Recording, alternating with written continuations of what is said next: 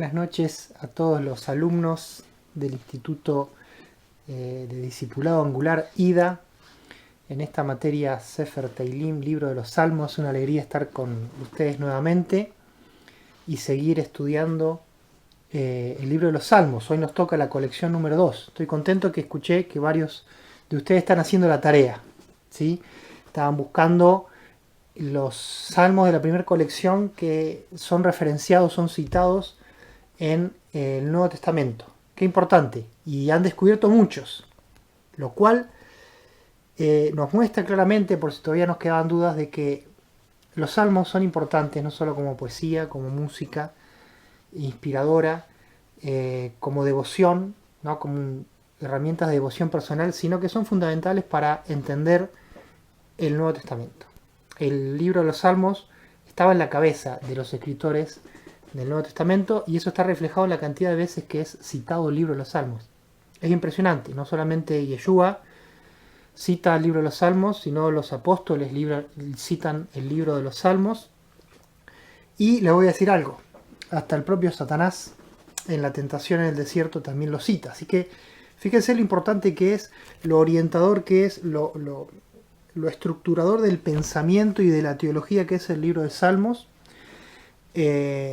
que es importante, qué importante que lo estudiemos, qué importante que lo meditemos, que lo incorporemos como parte central de la palabra. A veces lo relegamos a la alabanza, decimos, bueno, son salmos que son para alabar, para cantar, para orar, pero realmente son salmos que están totalmente integrados en la cadena teológica, la cadena doctrinal de la Biblia, y este estudio nos está mostrando, nos está revelando esto con mucha claridad. Así que ustedes ya están convencidos y les animo a que sigan investigando por su cuenta. Hoy vamos a ver al final algunas ideas como para poder estudiar cada uno de ustedes, ser investigadores, exploradores del libro de los Salmos, y entonces es una alegría poder seguir en esta línea. Hoy nos toca la colección número 2, del Salmo 42 al Salmo 72, ¿sí? Esta segunda colección que vamos a ver, y acá les muestro como portada, y está relacionado con la música que escuchamos al inicio de esta clase, que está basada en la letra del Salmo 48. Fíjense, es un mapa medieval con forma de flor, de trébol de 3 hojas, con el botón de la flor en el medio. Es un mapa de un teólogo medieval, ¿sí?, alemán, Heinrich Bunting, y que muestra en su cosmovisión a Jerusalén en el centro de los 3 continentes, de Asia, de Europa y de África, y ahí abajo aparece también América.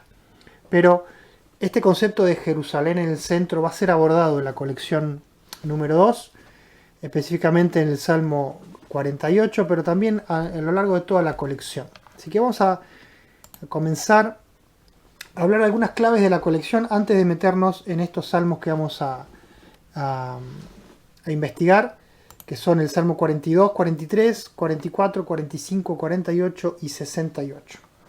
Hay otros salmos más muy interesantes, pero por amor al tiempo no los podemos incluir, pero ustedes sí lo van a poder investigar y leer y estudiar en sus casas. Algunas características de esta colección. En primer lugar, podemos ver que tenemos salmos de David. Es una colección donde más de la mitad son salmos de David, y después tenemos los salmos de los hijos de Coré, los Bnei Korach. Era un coro levita, como ya habíamos visto, que tiene sus propios salmos, su propia colección de salmos con una característica propia, con una poesía propia, muy interesantes, muy profundos, estos levitas, estos salmistas, y los vamos a disfrutar en el día de hoy. También hay otros salmos, hay un salmo de Asaf, el Salmo 50, también conocido, varios salmos de David que son masquiles, que son mictam, y finalmente hay salmos anónimos y un salmo que se atribuye a Salomón, el Salmo 72. Esta colección, como habíamos visto al principio y acá lo recuperamos, es la colección, podemos decir que es la colección de Elohim. ¿Por qué? Porque Elohim es el nombre divino más usado en esta colección. Fíjense el gráfico, muy usado. Ahí tenemos el gráfico un 72% de las veces que se menciona a Dios se usa Elohim y el resto viene muy por detrás. Entonces es la colección de Elohim. ¿Y por qué es la colección de Elohim? Estuve pensando, estuve meditando y llegué a la siguiente conclusión. A ver si ustedes están de acuerdo conmigo. Jehová es un nombre propio, es un nombre cerrado, no se le puede agregar muchos términos. ¿En qué sentido? En que no se le pueden agregar letras al nombre. Es un nombre objetivo, está referenciado a la persona de Dios. Es objetivo, es el eje, el centro de referencia es la persona de Dios. En cambio, Elohim o Él son nombres como más genéricos o flexibles que permiten gramaticalmente incluir nombres, sufijos, posesivos o combinar con adjetivos o con modificadores de la palabra. Por ejemplo, yo puedo decir Elohai, mi Dios. Elohim, Elohai, mi Dios. O no puedo decir mi Jehová. Tengo que hacer otra construcción gramatical mucho más compleja, pero yo cambiando la terminación de la palabra Elohim por Elohai, tengo ya mi Dios. O tu Dios, Eloheija. ¿Sí? Y así sucesivamente puedo poner todos los posesivos en la misma palabra. Eso da mucha flexibilidad y da sobre todo algo importante en el libro de los Salmos, en la poesía, que es referenciar a Dios con la persona. Cuando yo digo Elohai, estoy diciendo mi Dios, estoy valorizando y poniendo en el eje, en el centro, mi experiencia. Él es mi Dios. El centro, la referencia soy yo y no es Dios. Cuando digo Jehová, la referencia siempre es Él. También puedo, con Elohim, combinar con atributos o con acciones. Por ejemplo, ahí tenemos Elohei Jacob, el Dios de Jacob. Aparece mucho en los Salmos, el Dios de Jacob. Quiere decir, el Dios que se manifestó en la vida de Jacob, haciendo que Jacob prosperara, triunfara, venciera. Entonces, yo confío en el Dios de Jacob, en el Dios que está mostrado, que da testimonio de sí mismo a través de su obra en la vida del patriarca. O puedo también decir Elohei Ishi, el Dios de mi salvación. Es el Dios que me salvó a mí. Entonces, por eso Elohim tiene esta flexibilidad, tiene esta potencia de poder combinar, y yo creo que la colección número 2 saca provecho y explota esta capacidad, esta flexibilidad al máximo, y por eso se usa casi con totalidad en todos los salmos este nombre Elohim. Fíjense qué importante y cómo es lo que hay por detrás, cuál es la intencionalidad del salmista. Quiere un salmo más cercano, más focado en la experiencia humana, sea de dificultad, sea de alegría, sea de salvación, sea de lucha, y entonces elige el nombre Elohim. Seguimos adelante. El foco en esta colección está más en el templo, empieza a estar enfocada más en Jerusalén, como el concepto de centro espiritual. Empieza a consolidarse en la colección 2 el concepto de centro espiritual. Centro espiritual, Jerusalén, el templo, el santuario de Dios, el monte Sión. Y eso lo vamos a ver en el Salmo 42, Salmo 48, Salmo 51 y en el resto de los salmos que están ahí mencionados, varios salmos que nos van a hablar entonces, hacer una referencia a este centro. Centro y periferia. Centro y periferia. En lo físico, en el plano material, pero también en lo espiritual. Y también el foco en el rey. El concepto de rey, la figura del rey, pero con una simbiosis entre Dios, el Elohim rey y el ungido rey. Hay una conexión vertical fuerte, muy, muy, muy cerrada entre el Dios que es rey Elohim y su ungido, su rey. Hay como una conexión, como se acuerda la escalera de Jacob. Vamos a hablar bastante de Jacob. Jacob, cuando él ve esa escalera y ve a ángeles subiendo y descendiendo sobre la escalera, uniendo cielo y tierra, en este caso para mostrarle Dios a Jacob que iba a estar con él, iba a estar bendiciendo, iba a estar mandando provisión para su vida. Y acá en esta colección vemos también eso mismo, pero con el rey, el ungido de Dios, rey de Israel. Ahora sí vamos a pasar al estudio de los salmos. Vamos a estudiar, a ver rápidamente y con distintos enfoques algunos salmos.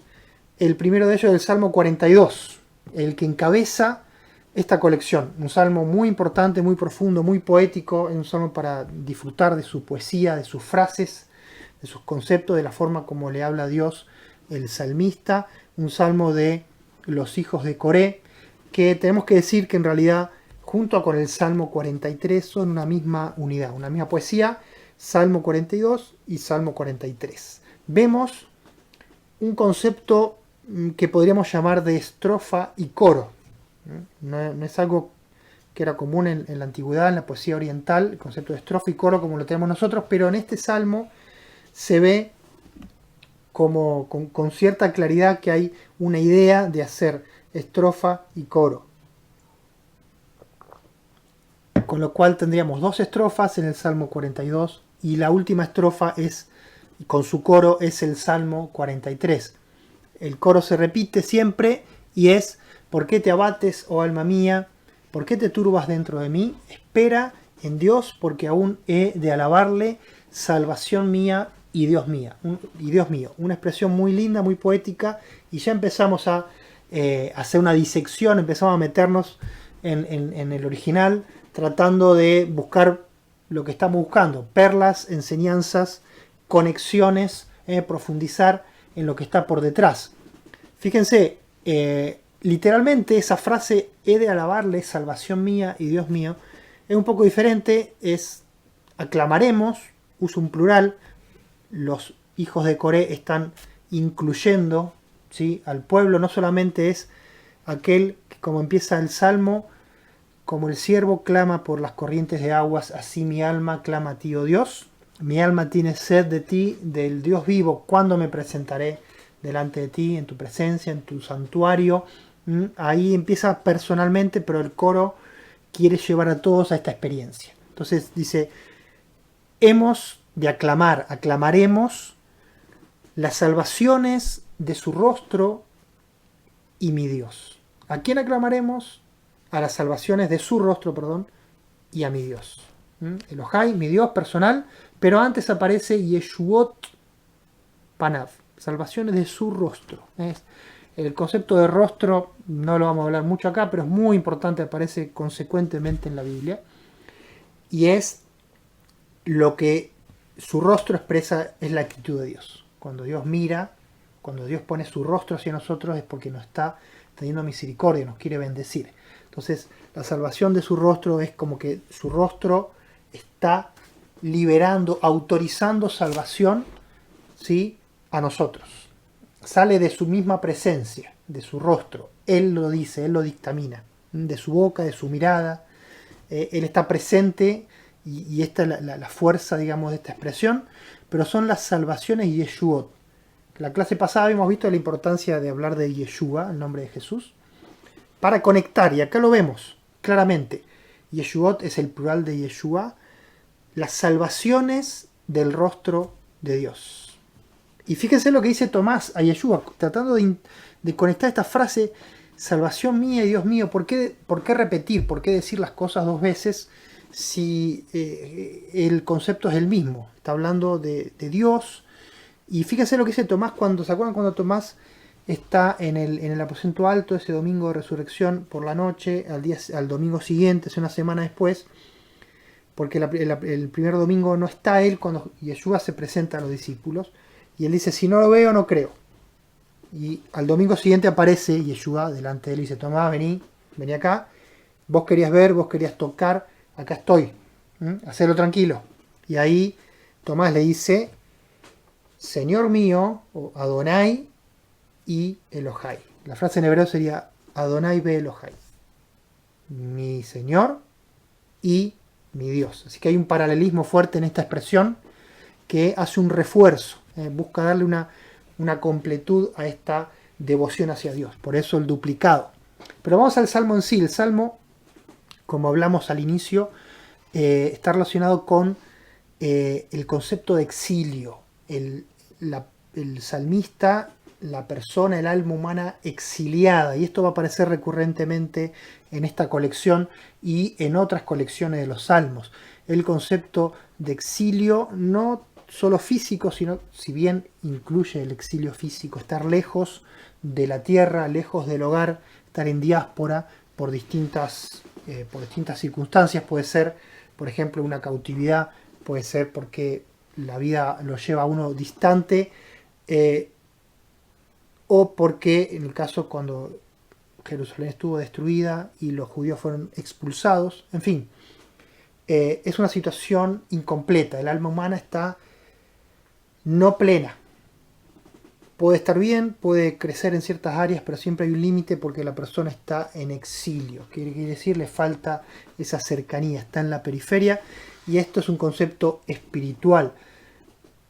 La Biblia toda nos habla de este exilio de la humanidad. Si lo llevamos a un plano un poco más filosófico, la humanidad está en exilio desde que Adán deja el huerto del Edén. Cuando Dios expulsa a Adán y Eva del huerto, ellos empiezan un largo exilio que hemos heredado. Es el exilio de la presencia de Dios. Es nuestra esperanza. La Biblia toda se trata de este tema, de cómo volver a Dios, y Apocalipsis nos muestra hacia el final, y lo vamos a ver en la clase de hoy. Dios haciendo su tabernáculo con los hombres, Dios volviendo a vivir en sus moradas. Las moradas de Dios ahora son las moradas del hombre. Hay una conjunción, hay una convergencia y se acaba el exilio. Pero mientras tanto tenemos que vivir y tratar de llevar ese exilio de la mejor manera. Y ahí entra la fe, y ahí entra la palabra de Dios, y ahí entra la experiencia humana de cómo transitar este exilio. Este salmo y otros nos van a hablar del centro espiritual que les dije, que es Dios mismo, el Dios vivo, el Dios que da vida, el Dios de la vida eterna. Es su casa, la parte material de su presencia, el santuario, el monte santo, Jerusalén, Sión.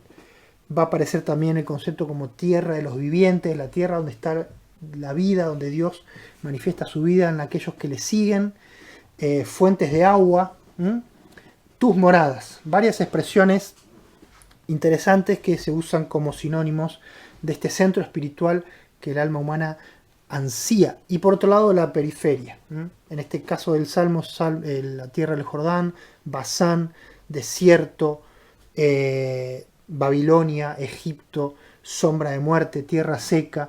En fin, dos polos diferentes. Del centro hacia la periferia tenemos el concepto de cautividad o de diáspora, galut en hebreo.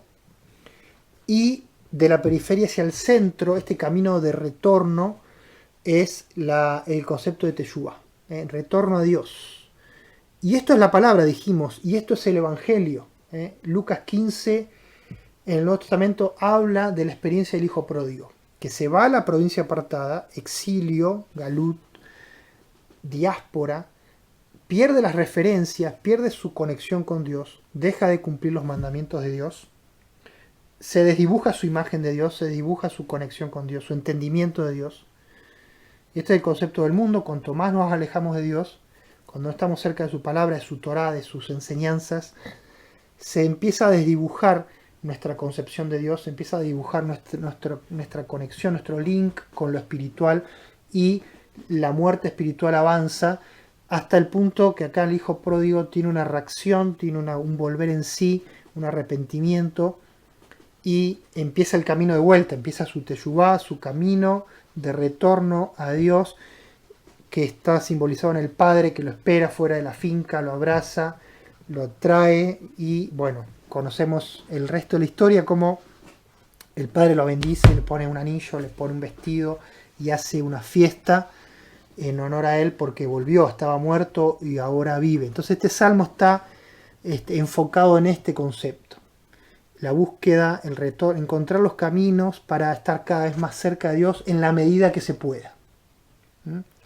El Nuevo Testamento lo va a expresar con otras palabras, poder estar viviendo en el tiempo mesiánico, en el tiempo del siglo venidero, aunque estemos en este siglo, en este tiempo. Por la fe, por medio del Espíritu de Dios, por medio de su obra, podemos conectarnos por medio de la obra del Mesías. Fíjense algunas frases que son muy inspiradoras. Mi alma tiene sed del Dios vivo. El concepto de Dios vivo no solamente parecería una redundancia, pero el Dios vivo es el Dios, hablamos al principio de la experiencia, el Dios que actúa, el Dios que lo puedo ver en mi día a día, un Dios que yo le pido algo y me contesta, es un Dios vivo.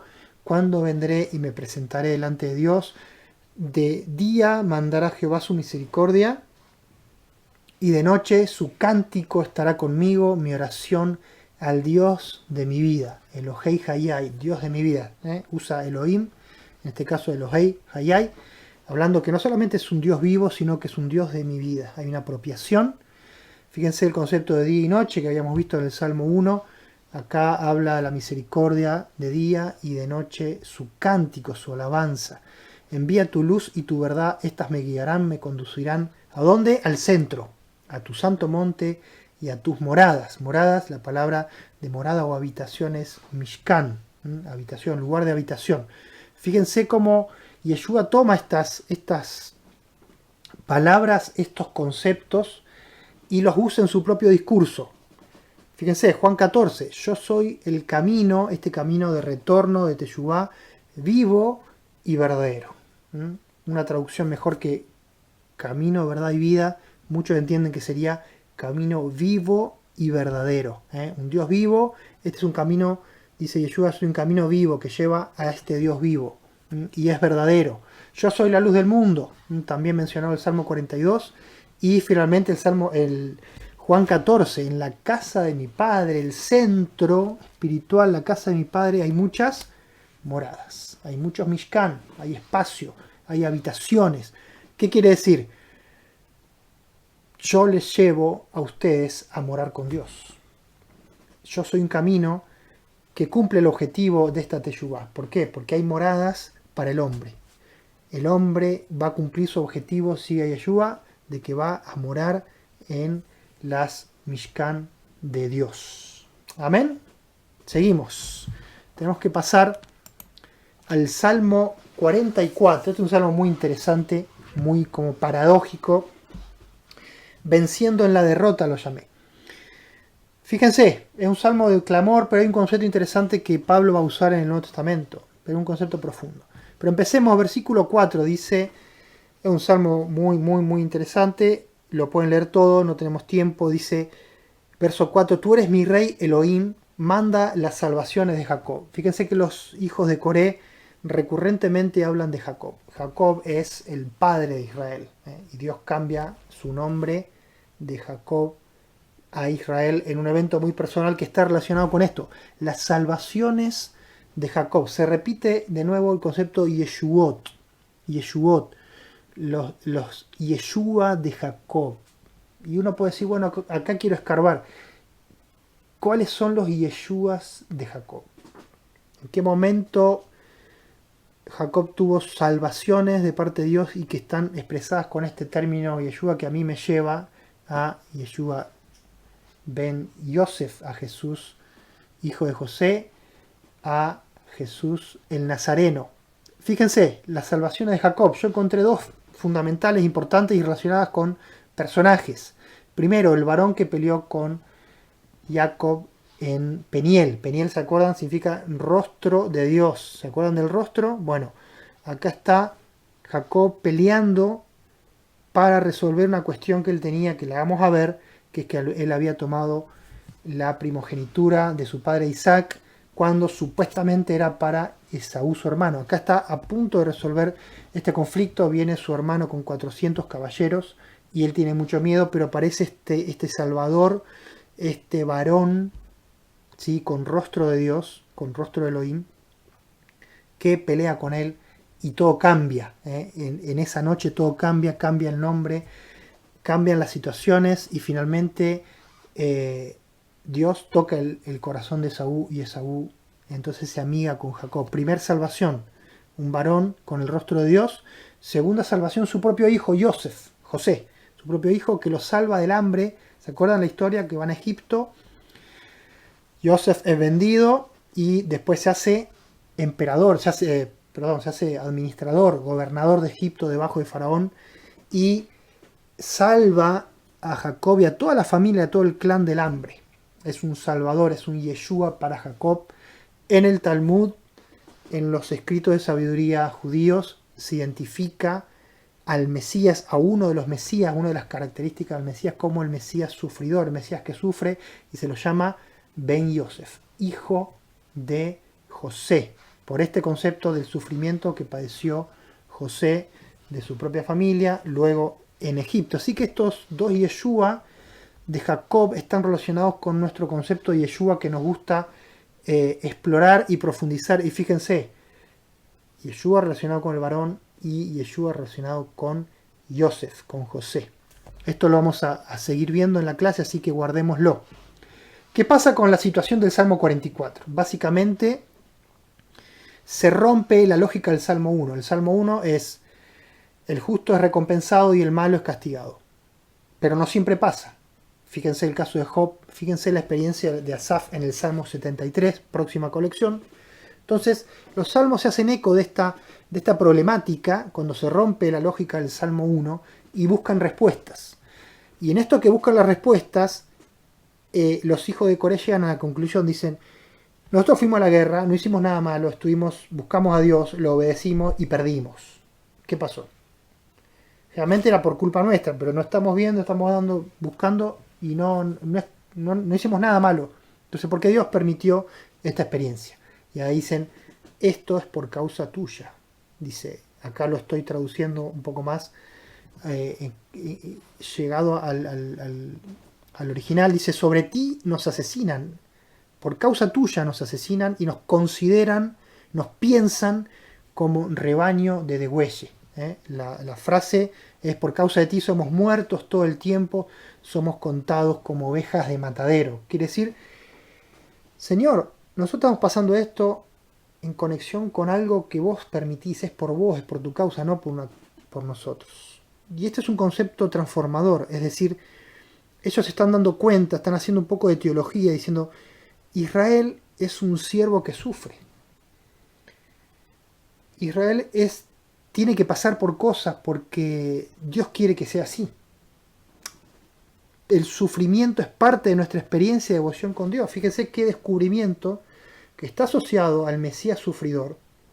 No solamente el Mesías sufre, sino que Israel sufre y el Mesías, como representante del pueblo, tiene esta conexión de sufrimiento por el nombre de Dios. Y esto lleva al salmista, a los hijos de Coré, a expresar de una forma muy cruda en su relación con Dios. Se ve que ellos tenían profundidad, intimidad con Dios, que le dicen: despierta, Dios, ¿por qué duermes? Todo bien que suframos, pero estamos a punto de perecer. Despertate, Dios. Dije: despertate, Dios. ¿Cómo se animan a decirle a Dios que se despierte? Es una frase muy invasiva hacia Dios, como de mucha intimidad, de mucha confianza. Dios, despertate, no duermas más en nuestra situación. Y ahí mi cabeza voló a la experiencia de Yeshua con los discípulos. ¿Se acuerdan en la barca? Mateo capítulo 8, dice: estaba durmiendo Yeshua y vienen los discípulos y le golpean. Dice Yeshua: despertate, no tenés temor, salvanos, salvanos. Yeshua: no soy Yeshua, entonces salvanos, hace honor a tu nombre, que estamos pereciendo. O sea, todo bien que suframos, pero estamos al borde de perecer ahogados. Y ahí lo despiertan a Yeshua, haciendo una conexión de experiencia entre los hijos de Coré y Dios y los discípulos con Jesús. Pero tenemos que ver cómo Pablo lo aplica en Romanos 8. Dice: ¿quién nos separará del amor de Cristo? Tribulación, angustia, persecución, hambre, desnudez, peligro de espada, como está escrito. Y ahí cita este Salmo 44: por causa de ti somos muertos todo el tiempo, somos contados como ovejas de matadero. Antes en todas estas cosas somos más que vencedores por medio de aquel que nos amó. ¿Qué estaba queriendo decir Pablo con esto? ¿Por qué trae el Salmo 44? Generalmente somos holgazanes en leer el Salmo 44. Confiesen. ¿Cuántas veces ustedes que han leído Romanos 8, muchos mensajes, muchas meditaciones, quizás ustedes mismos han hablado, se han tomado de leer todo el Salmo 44? A veces lo pasamos de largo porque no entendemos qué quiere decir. Si dice que somos más que vencedores, ¿Por qué habla de esto de que somos ovejas de matadero? No se entiende, lo pasamos de largo y llegamos a una conclusión un poco triunfalista de que nadie nos separa de Yeshua, ni persecución ni nadie, somos una suerte de superhéroes con Yeshua. Y no es bien el concepto de Pablo. Pablo dice, nadie nos separa, hay tribulación, sí, hay persecución, sí, hay hambre, sí, hay desnudez, sí, hay peligro, sí, hay espada, sí.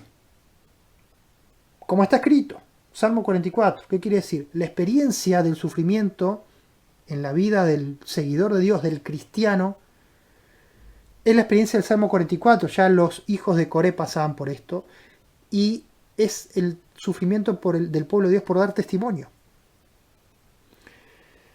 Todo el Nuevo Testamento habla de personas que sufren dando testimonio de Yeshua, de Dios, de la palabra, y la historia de estos últimos 2000 años nos habla de lo mismo. Pablo mismo murió martirizado. Entonces acá Pablo no está haciendo un triunfalismo, diciendo nadie te va a poder tocar porque sos hijo del rey. Te va a decir, en fe, que vas a ser vindicado, que al final vas a triunfar, que al final Dios va a traer salvación a tu vida. Que tenemos que sufrir, como dice a Timoteo, si sufrimos aquí, reinaremos allí. Entonces, primero vendrán sufrimientos, vendrán dificultades, pero después de eso, aunque parezca que todo eso es injusto, tiene un propósito, estamos combinados con la experiencia del Mesías, y así como el Mesías padeció y después tuvo resurrección y ascensión, tuvo victoria, así va a pasar con nuestras vidas. Podemos hasta morir, pero nos espera una vida eterna. Y ahí está el triunfalismo verdadero de Pablo, es que nadie nos puede separar del amor de Yeshua, es que estamos en su mano y que tenemos un destino asegurado en su mano. Pero eso no quiere decir que no pasemos tribulación. Esto es importante porque muchas veces la iglesia tiene pánico de las dificultades, pánico de la tribulación, y hace toda su teología, todo su entendimiento bíblico bajo el presupuesto que es muy occidental, este presupuesto muy occidental y muy moderno, de que como alguien que obedece a Dios y sigue a Dios va a sufrir. Porque tenemos miedo, no queremos sufrir, entonces empezamos a distorsionar el concepto, pero acá queda muy claro en la palabra. Seguimos. Salmo 45. Canción de amores para el rey. Este es un salmo mesiánico, muy, muy romántico, muy todo bien, ¿sí? Todo de victoria, de exuberancia, que habla de este rey especial, de este ungido, que ya es más que un rey, sino que es alguien especial, es el más hermoso de los hijos de los hombres, versículo 2. La gracia se derramó en tus labios, Dios te ha bendecido para siempre. Epa, para siempre. Entonces vemos que tiene espada, tiene gloria, tiene majestad, es alguien que cabalga sobre la palabra de la verdad, o sea que tiene una palabra de verdad y ese es su ministerio basado en la palabra. Es el preferido, como no puse ahí, es el preferido. Está hablando claramente del Mesías, es el preferido, el más hermoso, su hermosura es la verdad, la humildad y la justicia. Tiene gracia en sus labios, o sea que tiene enseñanza de gracia, tiene poder en su mano, que podemos entenderlo como autoridad, pero también como señales y milagros. Ama la justicia, odia la maldad, tiene una unción de bendición eterna y gozo supremo, y es entonces el ungido de Dios, te ungió Dios con óleo de alegría más que tus compañeros. Está claramente hablando del Mesías, y el versículo 8 habla de que mirra, aloe y casia exhalan todos tus vestidos. Entonces, las ropas de él son ropas fragantes. Y con este concepto, que parece poético apenas, decidí investigar. Y es algo que ustedes también estaban esperando, investigar acerca de las ropas del Mesías. Las ropas y la fragancia a las ropas perfumadas del Mesías. Es lo que nos habla acá. Hay un simbolismo acá en la ropa y en el perfume. Fíjense, Jacob, ¿se acuerdan? Hablamos recién, Jacob se pone las vestiduras de Esaú, las vestiduras perfumadas de Esaú, y logra engañar a Isaac. Isaac lo olfatea, estaba medio ciego Isaac, y dice, este es el aroma del campo de mi hijo Esaú, las vestiduras, y y lo bendice. Y tiene esta bendición de primogénito, pero se gana el odio de su hermano que promete matarlo. Siempre vamos a ver que las vestiduras siempre las vestiduras especiales tienen un fin trágico. Esto se los adelanto para que ustedes ya estén atentos. Fíjense José. José es otro caso de vestiduras especiales. José recibe de Jacob, su padre, el propio que usa la vestidura de Esaú. Él mismo ahora decide tomar carta del asunto y decir: este es mi hijo especial y le voy a hacer una túnica especial. Dice la Biblia de colores, en realidad literalmente es de franjas. Pisim sería la frase en hebreo, una túnica de franjas, y que indica, el objetivo es distinción, es una túnica de distinción. ¿Qué quiere decir? Que Jacob está haciendo distinción entre él y sus hermanos. Algunos lo critican mucho. A los que critican a Jacob digo, bueno, cada uno críe a sus hijos de la mejor manera que pueda o entienda, y dejen a Jacob haciendo lo que hizo. Él distingue, él entiende que es Yosef el camino. Le cuesta mucho, le cuesta que sus otros hijos lo tomen a mal, pero tenía razón o no tenía razón. Cuando Dios también indica que Yeshua es su preferido, este es mi hijo amado, en él tengo complacencia, no lo criticamos, pero criticamos a Jacob. Ahora, cuando hay una distinción siempre hay odio de los que están observando esta situación. Los hermanos de Yosef entonces le agarran un odio, lo aborrecen y dicen que lo primero que hacen cuando lo encuentran en el campo es arrancar la túnica con violencia, la expresión es con violencia, y tiñen esa túnica con sangre y se la llevan a su padre y dicen: mirá, me parece que una fiera del campo acabó con tu hijo y acá sobró esta túnica tan especial que le habías hecho, la túnica de franjas. La palabra franjas aparece muy poco en la palabra. Aparece en Génesis con Yosef para decir él es distinguido, es un príncipe, y también aparece con Tamar. ¿Se acuerdan de Tamar, la hija del rey David? Que el pasaje triste de 2 Samuel 13, cuando ella es forzada, violentada por su medio hermano Amnón. Dice la Biblia que ella tenía una túnica también de franjas, de pisim, que indicaba a todo el mundo que ella era una hija virgen del rey. Era una princesa. Entonces vemos que la vestidura distinguida habla de princesa, y la vestidura de ella también termina mal, porque después de este triste episodio ella echa ceniza sobre su vestidura, rasga, hace su duelo por esta injusticia terrible que hace su hermano. Entonces también termina siendo humillada, porque vemos cuando hay una vestidura especial siempre se levantan enemigos que tienen odio, que tienen envidia de estas vestiduras. Las vestiduras orientales, el outfit oriental, básicamente era una túnica, un manto y accesorios. Eso lo vemos bastante en la palabra. Vayamos al Mesías. ¿Qué dice la Biblia sobre las vestiduras del Mesías? Fíjense que dice: mirra, aloe y casia exhalan tus vestidos, los vestidos del Mesías. Y este grupo de fragancias no aparece mucho en la Biblia, pero aparece pocas veces, pero de forma contundente. Aparece en el libro de Cantar de los Cantares. Es la fragancia del novio y de la novia, del esposo y de la esposa. ¿Sí? Cantares capítulo 4 y Cantares capítulo 1 dice que el esposo es todo perfumado. La esposa dice: vos sos perfumado de pie a cabeza. Además del aroma de tus suaves ungüentos, tu nombre, tu mismo nombre, es como un ungüento derramado. Tu nombre es como un ungüento derramado. Nombre no solamente es el nombre, Salomón, Shlomo o Yeshua, sino su esencia, su personalidad. Y fíjense lo que dice Isaías. Isaías también nos va a hablar de la vestidura y del perfume del Mesías.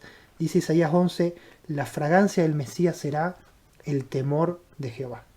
Fíjense qué hermoso. La fragancia del Mesías será el temor de Jehová. Este es el arma del Mesías. El temor de Dios es como una fragancia que contagia, que hace que los de alrededor sientan, perciban automáticamente que esa persona es diferente, y que sean cautivadas por esta fragancia, cautivadas para Dios. Esta es la obra del Mesías: cautivar las personas para Dios con su fragancia, no con espada, no una forma violenta, sino a través de un perfume. Fíjense qué lindo.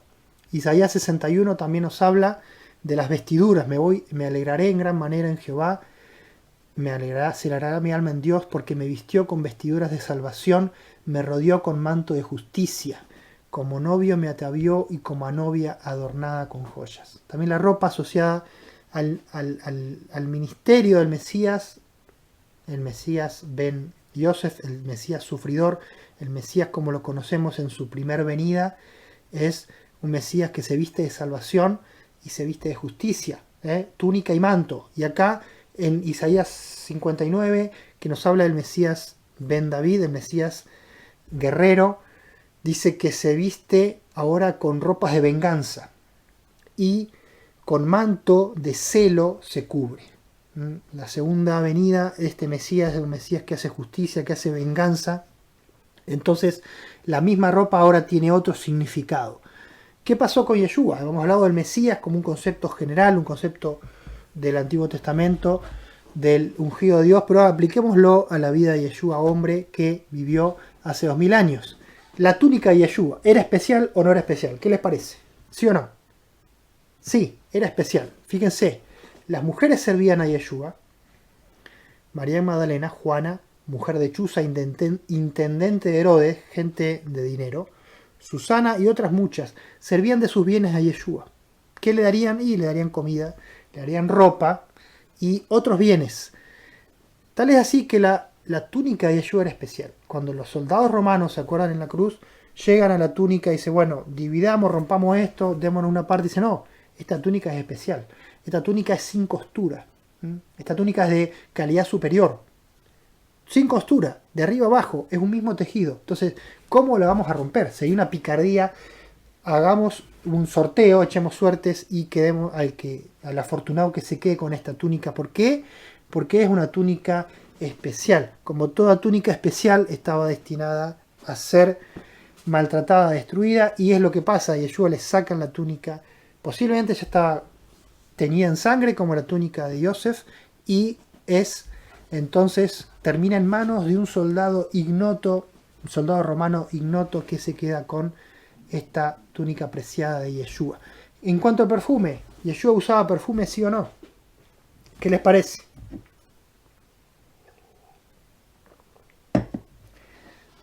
Yeshua recibe perfume en Betania, muy cerca de la cruz, en la inminencia de la cruz del juicio. María de Betania derrama sobre su cabeza 1 libra entera de perfume de nardo puro. Es mucho perfume. Mateo 26:7. Entonces vemos a Yeshua llegando a su instancia de la cruz con una túnica especial, que es la que él viste en su última Pascua, en la última cena en Pesaj, y después va directamente al juicio y de ahí a la cruz. Y ahí esa túnica es la que el soldado entonces quitan de él junto con su manto. Y llega perfumado, porque 1 libra de perfume es muy difícil de sacar. ¿Cuánto tiempo puede durar? Si se echan 1 libra de perfume encima, mucho tiempo. Dice Yeshua inclusive, esto es un anticipo de mi sepultura. Ahora en la cruz vemos a los soldados. Una pregunta, ¿por qué los soldados se quisieran quedar con la ropa de Yeshua? Una, y más profunda, sería para cumplir la palabra, para cumplir este concepto, este principio de la ropa siendo rasgada, de la ropa siendo esta ropa especial, esta ropa de piscín, de distinción, que dice, este es el príncipe, este es el primogénito, ¿sí? Siempre tiene que estar el enemigo ahí haciendo su berrinche y quedándose con la túnica. Y acá están los soldados que eran buscadores de despojo. ¿Se acuerdan del Salmo 22? Eran como perros. El perro come cualquier cosa. Puede comer, le das una buena comida, la va a comer. Si encuentra basura, la va a comer igual. ¿Ok? Entonces, el soldado y el soldado romano, si ustedes leen las obras de Josefo, por ejemplo, muestran cómo eran los soldados romanos. Eran capaces de cualquier cosa por encontrar un despojo en las víctimas. Mataban. Era complicado. Entonces, despojo, no sobraba nada. Siempre querían ganar algo. Venganza. Los romanos estaban siempre atentos porque algún celote, algún rebelde judío los podía matar por la espalda. Eso los ponía muy irritados en esa época. había rebelión antes de la época de Yeshua y hubo después, muy grave. Y entonces los soldados romanos estaban siempre con ganas de venganza. Y un crucificado era alguien en el cual vengarse y en el cual volcar todo el desprecio y todo el odio. Y finalmente el trofeo. Ellos eran muy celosos del trofeo. Ellos organizaban todo antes de ganar una victoria. Los romanos ya pensaban en el festejo. Entonces llevaban prisioneros, llevaban artefactos, llevaban utensilios de oro, por ejemplo el templo, y todo pensando en un desfile que hacían como si fuera un desfile de carnaval. Hacían un desfile con todo lo que habían logrado. Entonces, trofeo. Quizás tener la túnica del rey de los judíos no era un trofeo a despreciar, y los soldados entonces se buscan a quien quedarse y dicen, no dicen, bueno, tomá, llévate vos la túnica, no me interesa. No, echemos suerte, todos la querían. ¿Okay? Entonces, esta es la actitud de los soldados. Rasgan las ropas, no la túnica, pero sí las ropas de Yeshua.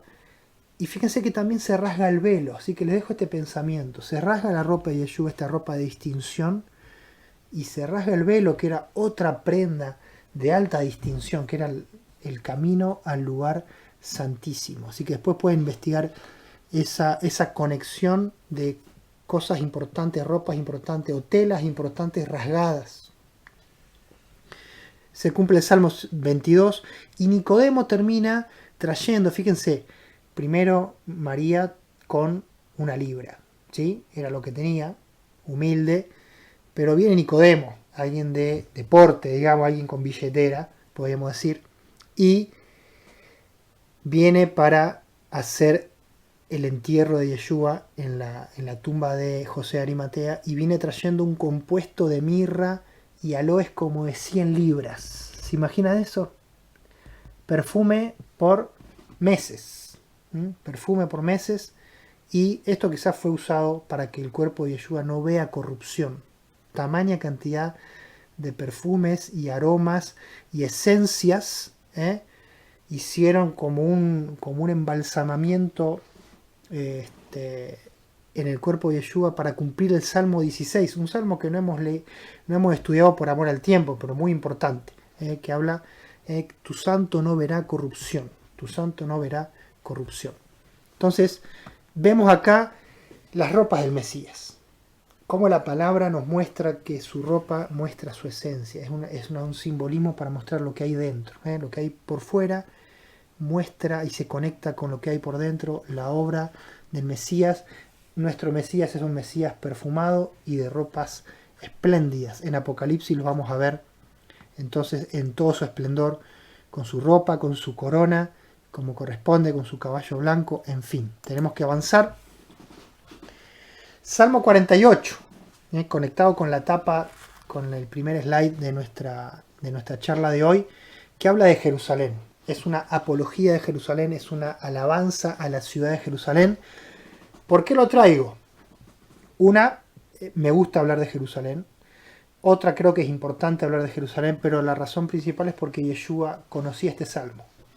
Si algo tenemos certeza es que Yeshua conocía este salmo, porque Yeshua cita este salmo en su principal enseñanza, en el Sermón del Monte. Él dice, no juren por el cielo. ¿Por qué no jurar por el cielo? Porque es el trono de Dios. No jures por la tierra. ¿Por qué? Porque es el estrado de sus pies. Y no jures por Jerusalén. ¿Por qué? Porque es la ciudad del gran rey. Fíjense, cielo, tierra, Jerusalén. ¡Epa! Jerusalén en una posición elevada, en una posición de no la toquen, no la usen, no la maltraten porque tiene dueño. Este es un concepto sencillo, fundamental, pero largamente olvidado, sobre todo muchas veces, no solo por aquellos que no aman a Dios o no tienen temor de su palabra, sino inclusive por los que temen su palabra. Yeshua amó Jerusalén. Yeshua subía todos los años a Jerusalén. Cuando tuvo 12 años, que ya no era mayor de edad, pero ya tenía su responsabilidad, a los 12 años era responsable delante de Dios, él decide quedarse en Jerusalén, específicamente quedarse en la casa de Dios, en el templo, haciendo preguntas. Cuando vienen sus padres, se acuerdan de la historia, vuelven después de unos días, a buscarlo. Dicen, ¿qué pasó, Yeshua? ¿No hiciste esto, hijo nuestro? Dice, no sabían, en la casa de mi padre era necesario que estuviera haciendo negocios. ¿Mm? Entonces los negocios de Yeshua, el interés de Yeshua estaba en Jerusalén y estaba en el templo. Yeshua subió a Jerusalén a morir. Dice, es necesario que suba a Jerusalén porque no puede ser que un profeta como yo muera fuera de Jerusalén. Es necesario. Y después esa frase o esa catarsis que hace Yeshua sobre Jerusalén, Jerusalén, Jerusalén, matas a los profetas, apedreas lo que te son enviados. ¿Cuántas veces quise juntar a tus hijos como la gallina a sus polluelos debajo de las alas? Fíjense la ternura de Yeshua en esta catarsis, en esta confesión de lo que había en su corazón. No quisiste, dice. He aquí ahora vuestra casa, o sea, el templo, os he dejado desierto, profecía de la destrucción del templo. Porque les digo que no me verán hasta que digan, Baruch haba Beshem Adonai, bendito el que viene en el nombre del Señor. Aquí vemos a un Yeshua que se está haciendo el ofendido. Está jugando un poco este rol de ofendido, diciendo, ustedes no han querido, ustedes han perdido el tiempo de su visitación. Fíjense que vienen cosas graves. La casa de ustedes va a quedar desierta. Este templo que está como ya medio profanado, ya medio manoseado, va a caer por tierra. Pero ustedes no me van a ver más. Hasta que, como diciendo, hay una luz de esperanza.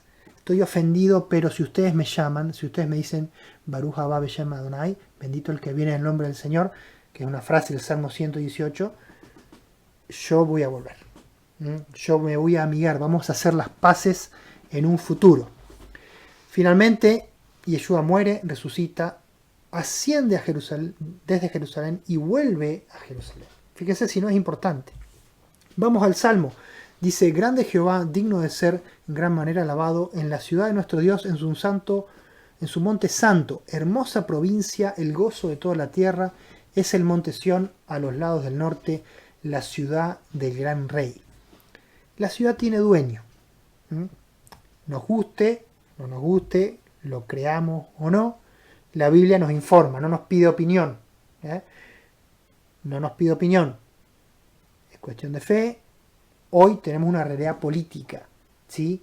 Con sus dificultades y con sus actores. Ninguno de ellos perfecto, todos ellos cometen errores. Pero al fin del día que tenemos, la ciudad ya tiene un dueño. Y Yeshua le dice, no juren porque esta ciudad tiene dueño, así que tengan cuidadito. Los reyes de la tierra miran y consultan y se reúnen porque les interesa la ciudad. Los reyes quieren adueñarse. Esto pasó siempre, si uno estudia la historia de Jerusalén, muchas manos pasaron queriendo adueñarse de esta ciudad, pero no podrán. Salmo 2. Salmo 2, lo hemos visto. Seguimos. Dice, como hemos visto, hemos oído en la ciudad de Jehová de los ejércitos. En la ciudad de nuestro Dios, Dios la firmará para siempre. Una ciudad que tiene destino de eternidad. Y pensamos en la nueva Jerusalén. No solamente hay una Jerusalén terrenal, que está acá en el planeta Tierra, que está en el centro, como hemos visto en ese mapa medieval, medio artístico, sino que hay una Jerusalén celestial, hay una nueva Jerusalén, hay un destino eterno. Seguimos, nos acordamos de tu misericordia, oh Dios, en medio de tu templo, conforme a tu nombre, oh Dios. Así es tu loor hasta los confines de la tierra, tu diestra está llena de justicia, se alegrará el monte Sión. La ciudad y el rey bendicen a toda la tierra. Hay una bendición que va a salir del rey y de la ciudad a todas las naciones. O sea que esa ciudad es una ciudad que está puesta así y que tiene dueño porque tiene un objetivo, tiene una finalidad y tiene un ministerio, que es bendecir a las naciones. Ya Yeshua hizo una obra de bendición de Jerusalén a las naciones. ¿Se acuerdan? ¿Sí? De Jerusalén hasta lo último de la tierra. Bendición, palabra, lo que estamos hablando ahora. Por eso estamos reunidos. Aunque estemos en cuarentena, estamos hablando de la palabra, del Evangelio. ¿Por qué? Porque hace 2000 años hubo una bendición que salió de una ciudad de Jerusalén hacia los confines de la tierra. Fíjense, terminamos. andad alrededor de Sión, rodeadla, contad sus torres, considerad atentamente su antemuro, mirad sus palacios, para que lo cuenten a la generación venidera, porque este Dios es Dios nuestro eternamente y para siempre. Él nos guiará más allá de la muerte. Así que fíjense estos hijos de Coré, la profundidad de su pensamiento, que conectan este centro espiritual. ¿Se acuerdan del centro espiritual? Empezamos hablando de eso. Jerusalén es un centro espiritual, es el regalo de Dios a la humanidad. Jerusalén es un regalo de Dios a la humanidad. Ahora, es un regalo que hay que cuidar y que no se puede hacer lo que uno quiere con ese regalo. Es un regalo para bendición de la humanidad. Y acá dice que esta bendición inclusive es eterna y es más allá de la muerte. Es una bendición que conduce más allá de la muerte. Dios nos dará eternidad junto con esta ciudad eterna. No solamente hay una ciudad eterna, sino que hay un Dios que nos da eternidad en conexión. Porque cuando vemos Apocalipsis, ¿qué pasa? Lo dijimos al principio, Dios hace su tabernáculo con los hombres. ¿Qué quiere decir? Su morada. ¿Se acuerdan? Mishkan. Dios trae su Mishkan y el hombre ahora puede habitar en sus moradas. ¿Y esta morada cómo se llama? ¿Qué nombre tiene? Nueva Jerusalén. Nueva Jerusalén. Así que tengamos cuidado y tengamos en nuestro pensamiento que no podemos tratar a Jerusalén como cualquier otra ciudad. No podemos decir, bueno, Jerusalén ya fue importante, pero ahora no es importante. Así como decimos, Israel ya fue importante, ya ahora no es más importante porque ahora todos somos importantes. Ese razonamiento tiene parte de verdad, pero no tiene toda la verdad. Está como descalibrado, ¿sí? Somos todos importantes delante de Dios, sí. Dios no hace acepción de personas, sí. Pero dicho esto, sí hay un rol principal en Jerusalén y en Israel, y eso hace que sí ellos sean especiales, importantes delante de Dios. Y eso no quita la importancia del resto. Cada uno es importante en su rol y en su funcionalidad como siervos de Dios. ¿Ok? Tenemos que seguir. Finalmente el Salmo 68. Acá necesito tomar un poco de agua para terminar, porque este salmo es un salmo atípico. Cuando yo estaba investigando nombres de Dios que aparecen en los salmos, ¿se acuerdan los grafiquitos? ¿Cuántas veces aparece Jehová? ¿Cuántas veces aparece Elohim? ¿Cuántas veces aparece el Shaddai? Empecé a ver que este Salmo 68 aparecían todos los nombres de Dios, salvo el Elión. Todos aparecían. Menciona el templo, sí. David, sí. Pacto, un montón de palabras claves, todas aparecían en el Salmo 68. Digo, este Salmo es especial. Este Salmo tiene algo que tiene todos los nombres de Dios. Hay una poesía medio efervescente en este Salmo. Es un Salmo atípico, un Salmo con mucha energía, que yo lo titulé La entrada triunfal o la subida triunfal. Es un salmo exuberante, un salmo de acción, está todo el tiempo tirando escenas de acción. Es un salmo poderoso, un salmo lleno de energía, mucho recurso poético, mucha metáfora, mucho nombre divino, hay exclamación, hay exhortación, hay oración, hay reflexión.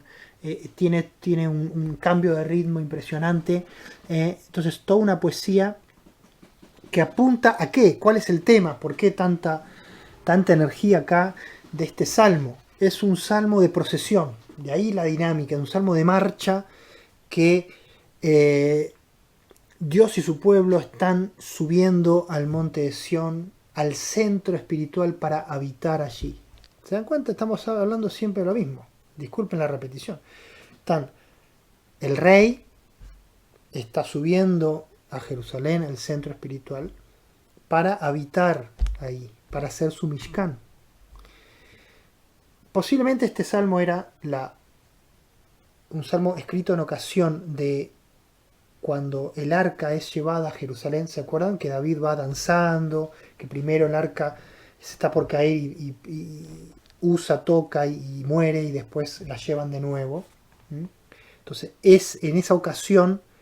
Puede ser que se compuso el salmo para esa ocasión o en memoria de esa ocasión, en memoria de un ritual de su vida, se escribe este salmo. Así que un salmo de celebración, de memoria, de regocijo, y se nos presenta a Dios básicamente un Dios victorioso, un Dios poderoso, un Dios de ejércitos, tiene millares de carruajes, dice el Salmo, en tres etapas. Primero subiendo y haciendo morada, o sea, estableciéndose en el lugar alto. Segundo, tomando riqueza, o sea, ganando una batalla, ganando victoria, haciendo despojo. Y finalmente, repartiendo, bendiciendo al pueblo que viene con él. Que es una frase, un concepto típico que lo encontramos en la palabra, lo encontramos en la historia. Es el rey que va con su pueblo, con su ejército, sube, conquista, toma despojos, toma regalos voluntarios de aquellos que son los invadidos, que son los conquistados, que muchos voluntariamente dicen, bueno, aceptamos tu liderazgo y le dan presentes. Y finalmente él reparte el botín y la riqueza con aquellos que fueron parte de esa conquista, de esa campaña. Este es el telón de fondo de este salmo. Va a hablar más o menos de eso todo el tiempo, siempre enfocando en estas tres partes. Y vemos que hay una parte que se cita, un versículo importante, pero profundo y difícil de traducir y de entender, pero que es clave porque Pablo lo va a usar en el Nuevo Testamento. Fíjense, el Señor viene del Sinaí a su santuario, al centro espiritual, subiste a lo alto, cautivaste la cautividad, tomaste dones para los hombres y también para los rebeldes, para que habite, y ahí está la palabra, el verbo lishkon, para hacer morada, entre ellos, Dios. Bendito el Señor, cada día nos colma de beneficios, el Dios de nuestra salvación. Y de nuevo, Elohei Yeshuatenu. Yeshuatenu, nuestro Yeshua. Elohim es nuestro Yeshua. Yeshuatenu, nuestra salvación. Eso está en la Reina Valera. La versión NTV tiene un énfasis un poco diferente y está más cercano a lo que uno podría encontrar en el original. El Señor llegó al monte Sinaí, entró en el santuario. Cuando ascendiste a las alturas, ¿sí?, o subiendo a lo alto, literalmente, llevaste una multitud de cautivos. Acá lo de multitud no está en el original, sino que dice llevaste cautivo. Recibiste regalo, eso sí está en el original, recibiste regalos, la palabra es mataná, matanot, regalos de la gente o de las personas o de la humanidad, incluso de aquellos que son rebeldes. Ahora el Señor vivirá allí en medio de nosotros. Eso también está más cercano al original. El Señor hará morada, ¿sí? Es lo que dice el original. Y fíjense lo que dice Pablo. ¿Para qué cita este Salmo 68 el apóstol Pablo? Está hablando en Efesios 4 de la unidad del Espíritu y de los dones espirituales. Y fíjense, cada uno de nosotros fue dada gracia conforme a la medida del don del Mesías. Por lo cual dice, y acá cita el Salmo, subiendo lo alto, llevó cautiva la cautividad y dio dones a los hombres. ¿Y qué es esto que subió? Sino que antes había descendido primero a las partes más bajas de la tierra.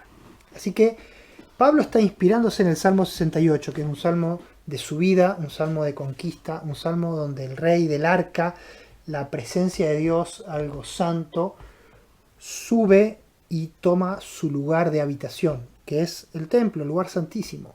Y hace un paralelismo con Yeshua, dice, subiendo a lo alto. Yeshua también subió a lo alto, hizo una entrada triunfal, pero no la entrada triunfal en Jerusalén, la entrada triunfal horizontal, sino la entrada triunfal vertical, que es cuando él asciende a los cielos, al santuario de Dios. Entonces subiste a lo alto, Yeshua subió a lo alto, y ahí dice, cautiva la cautividad, ¿sí?, o tomó prisioneros, o sea, o ejecutó juicios, ¿sí? Podemos pensar en cuando Yeshua dice en Juan capítulo 12, ahora es el juicio de este mundo, ahora el príncipe de este mundo será echado fuera, los opositores serán echados fuera. Y cuando vemos la victoria final de Yeshua sobre las huestes del mal en Apocalipsis. Entonces, Yeshua sube, esa subida es una conquista, toma posesión, habita en el santuario, en el lugar alto, a la diestra del trono de Dios, y se queda dones a los hombres. Si bien el original no tiene el verbo dar, sino el verbo tomar o recibir, estos dones de la gente, que sería como que el rey cuando entra recibe regalos voluntarios o regalos a la fuerza, las dos cosas. Pero ¿para qué toma el rey los dones, estos presentes, para repartirlos en el pueblo.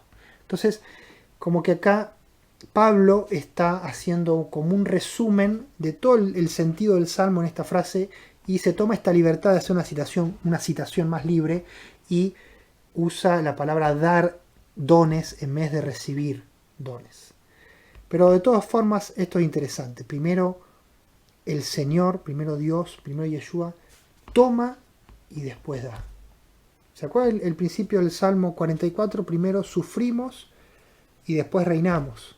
Acá podemos pensar que Yeshua primero toma nuestra vida, toma nuestra entrega, ¿sí? Nosotros somos ese regalo que Él toma en los hombres, inclusive en rebeldes. Él toma regalos, Él toma para sí, porque Él conquista. Entonces Él toma nuestra vida y nos devuelve a su vez los bienes, nos colma de bendiciones el Dios de nuestra salvación. Nos da la salvación y junto con esa salvación nos da dones espirituales. Ahora estos dones espirituales es tomado en el contexto del Salmo 44. ¿Qué sería un don espiritual? Es consecuencia de una victoria. Es cuando hay una victoria que permite distribuir.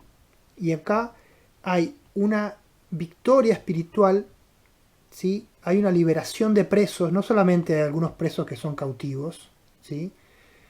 Las huestes del mal, sino que hay presos que son liberados, dice el Salmo. Esos presos que son liberados ahora tienen libertad de acción. Esa libertad les da utilidad en esta nueva economía que es el rey viviendo y habitando junto con este pueblo victorioso. Entonces, los dones vienen después de la victoria, como dice Juan 7, que estos ríos de agua viva, dice, hablaba del Espíritu Santo que todavía no había venido. ¿Por qué? ¿Por qué no había venido el Espíritu Santo? Porque Yeshua todavía no había ascendido a los cielos, todavía no había subido. Entonces, cuando Yeshua sube, toma una posición de liderazgo, toma botín, ¿sí? Libera, conquista, pone a los presos en la prisión y tiene una autoridad, como vemos en Mateo 28, toda autoridad me es dada. Por tanto, yo ahora puedo darles regalos. Y por tanto ustedes ahora tienen un ministerio. Ahora antes eran inútiles, ahora son útiles. Antes eran muertos, ahora son vivos. Antes eran cautivos, ahora son libres. Y ahí es donde, como dice Efesios 1, nos bendice con toda bendición espiritual en los lugares celestiales. ¿Dónde? En las moradas celestiales. Entonces, nosotros ahora estamos participando de una nueva habitación. Esta habitación es espiritual, por lo cual participamos de ese espíritu. Y ese espíritu es un espíritu vivo. Como el espíritu es vivo, se mueve en nosotros y genera cosas. Esas cosas las podemos llamar dones espirituales. Entonces, eso es el enfoque, el entendimiento de los dones en función del Salmo 44. Es un regalo de Dios como fruto de una victoria y de un establecimiento. Hay cosas previas. Primero Dios vence y se establece en el trono, en las alturas, Yeshua a la diestra de Dios. Toma riqueza, toma autoridad, toda autoridad me es dada. Esa riqueza es una riqueza espiritual, es un derecho para tener el botín y para repartir. Él entonces ahora puede repartir. ¿Y reparte con quién? Con los suyos. O sea, con nosotros que nos hemos ofrecido voluntariamente como regalo. Nosotros nos entregamos a Yeshua como regalo cuando pedimos por su salvación y pasamos a ser de Él. Y entonces Él puede compartir con nosotros lo que Él tiene. Ahora, la riqueza del Mesías, como veíamos en Isaías 11, la fragancia del Mesías es el temor de Dios. Entonces, es eso lo que Él comparte con nosotros y esta fragancia es el Espíritu Santo que produce temor de Dios en nosotros y hace que hoy estemos acá queriendo estudiar el libro de Salmos. ¿Por qué?